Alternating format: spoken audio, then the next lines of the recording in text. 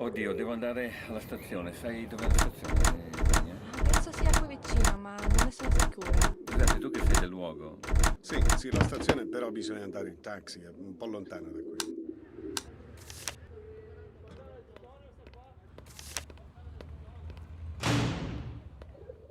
Avete visto in televisione quello che è successo a proposito del...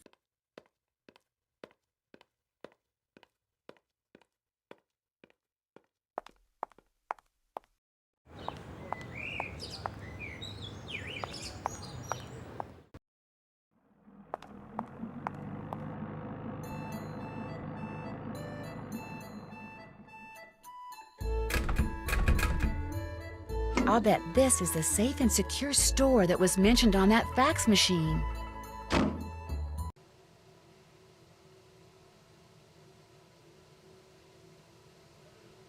Check. All done. Check. All done.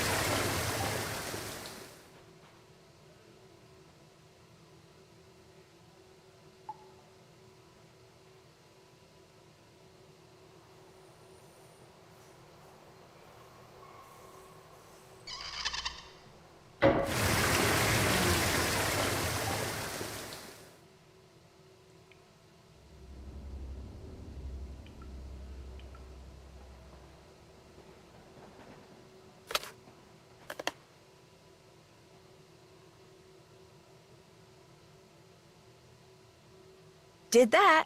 Did that. Can't check that off yet.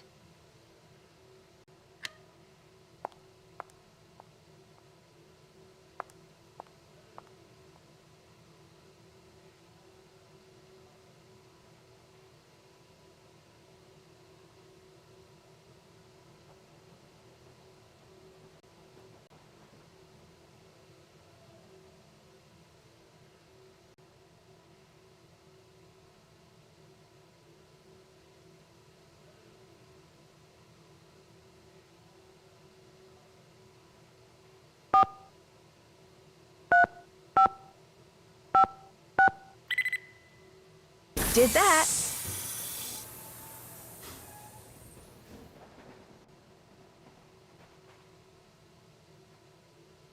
Did that. Check. Can't check that off yet.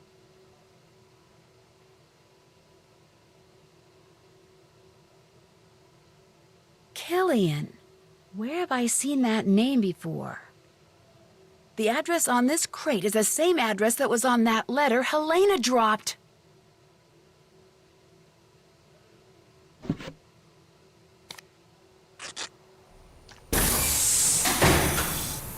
Let me out of here! Hey! Open the door!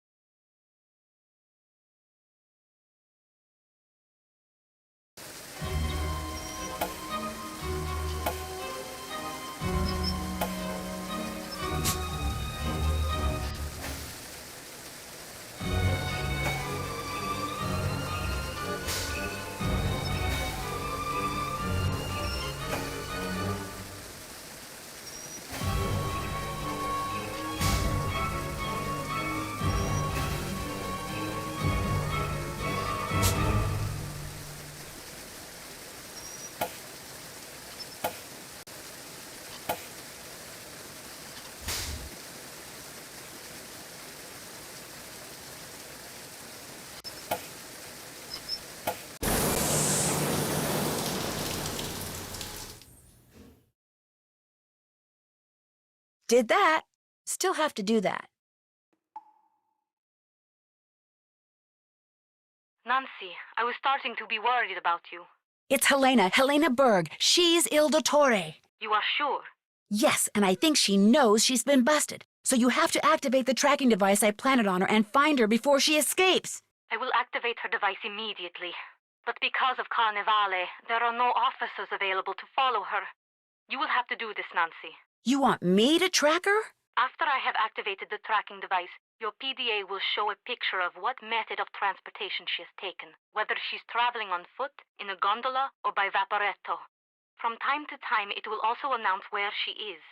Why can't it announce where she is all the time?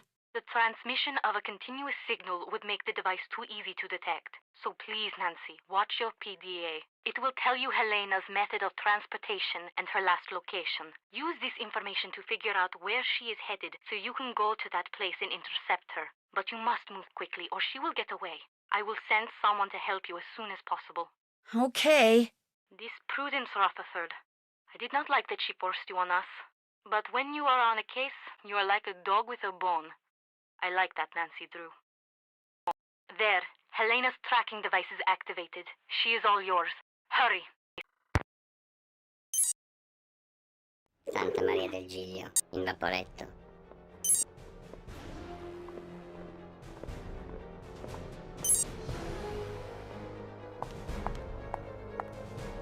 In vaporetto. In vaporetto. A piedi. San Zaccaria.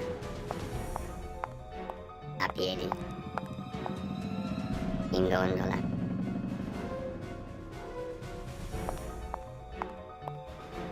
In gondola.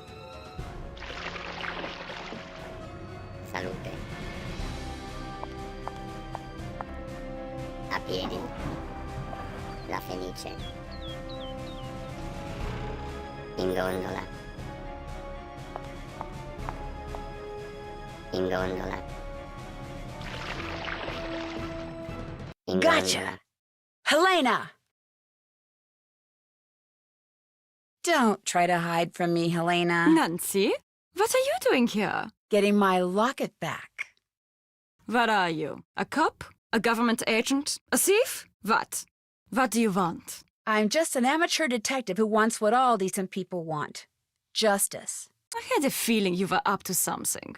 Your sudden arrival at Nascosta, your feigned interest in Venice, always asking questions. You've been watching Fango from the Altena all this time, haven't you? And now the little spy wants her locket back. Well, good. Because you're not getting it back. Ever. Ora! Polizia! Helena, stop! She's getting away!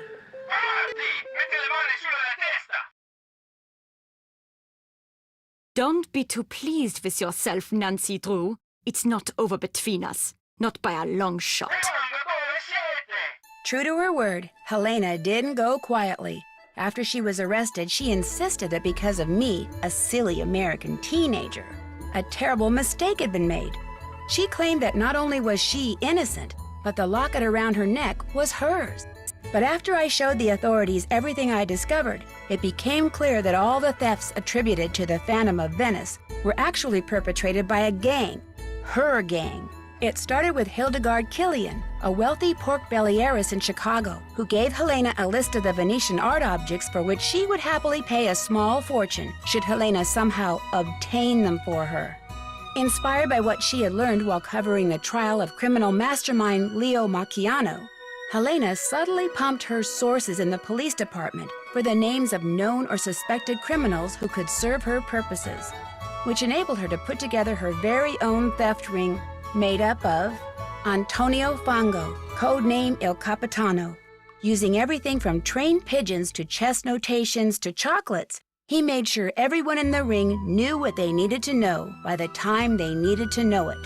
Gina Scaramuccia, a civil engineer familiar with practically every security system in existence, she determined the best way to steal an item and, via Il Capitano, passed this information along to Nico Petit, Brigella, who did the actual stealing. It was his idea to wear the mask and cape while pulling the heists, something of which Helena, Il Dottore, did not approve. He delivered what he stole to Enrico Tazza, Arlecchino.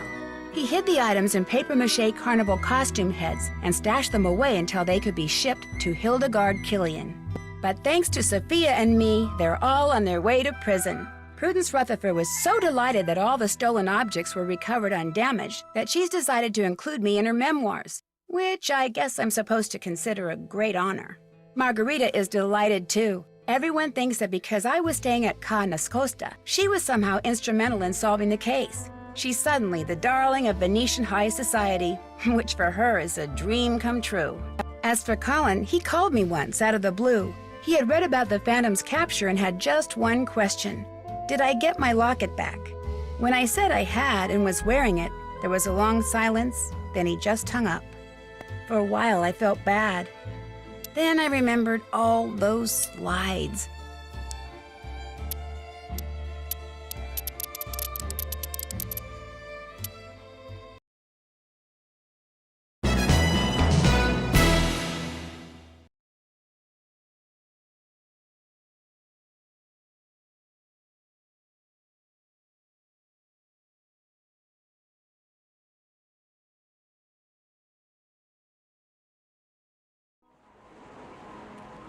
Castle Malloy has stood empty for almost a century in a remote corner of Ireland.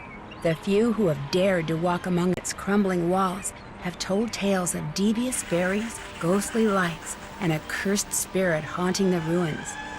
When an old friend of mine insists on holding her wedding there, things quickly go from merry to menacing, and I soon find myself probing the darkest corners of the castle, struggling to unearth its secrets.